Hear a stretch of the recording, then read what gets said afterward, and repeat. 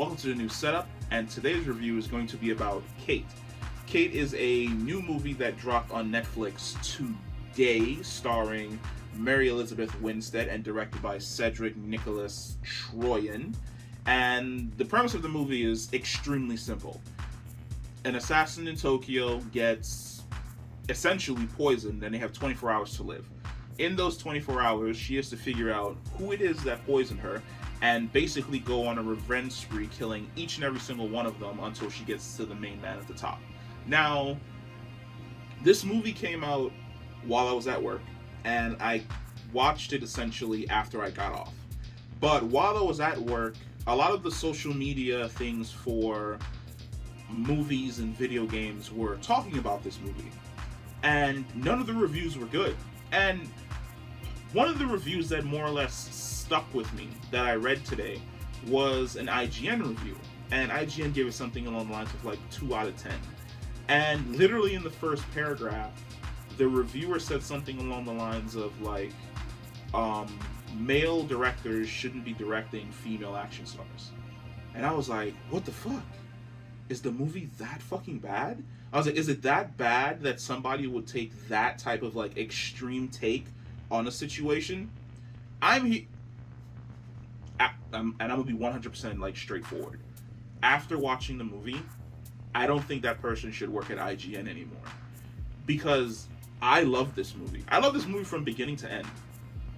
If there are probably demerits that I would strike this movie for, number one, we've seen it before. But here's the thing: this movie doesn't exist as a movie that is shooting for Oscars. It's not shooting for awards. It's a popcorn flick. You're supposed to sit down, probably with friends and family, kick back, and enjoy watching Mary Elizabeth Winstead kill the shit out of people in Tokyo until she finds who she's looking for. And I think a lot of the reviewers more or less lost that aspect, which is there are such things as popcorn flicks anymore. Maybe it's the fact that we're either seeing great Marvel movies come out, or we're seeing these Oscar-worthy contenders coming out in the other space, and we've kind of lost that feel for a feel-good popcorn flick in the movie theater. But I love this movie. I love the musical choices in this movie. I love some of the guest cameos in this movie. Woody Harrelson is serviceable. I kind of feel as though like Woody Harrelson is in that point of his career that Bruce Willis is currently in, where if it's a paycheck, he's there. Like, he doesn't care if it's big budget, small budget, doesn't matter. Woody Harrelson is just like, a check is a check, and I'm going to act my ass off and have fun while I'm in your movie. Mary Elizabeth Winstead, absolutely fantastic. She kicks so much fucking ass. And we could tell that she kicked a lot of ass from Huntress. Huntress was the first time that I actually sat back and I was like, I would like a Huntress solo film. And then someone heard my wish and was like, we're not going to give you a Huntress solo film. We're going to give you a solo film that could be a Huntress solo film, but it's not a Huntress solo film. And I'm like, come on, guy. You could have just gave it to me.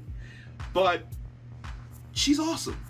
You more or less watch her run around, and here's one of the things that I think a lot of action films, a lot of female-led action films typically get wrong, which is you have this totally awesome female character doing things that you wouldn't typically believe, throwing 400-pound guys like across the room. No, like Mary Elizabeth Winstead isn't about that business.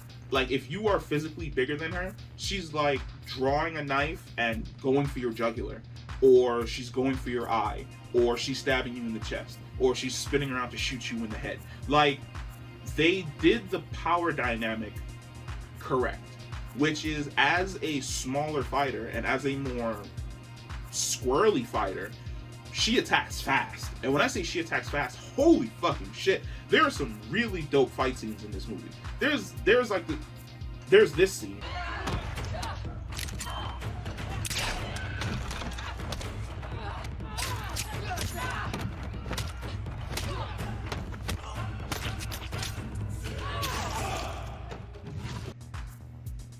And then there is also this scene.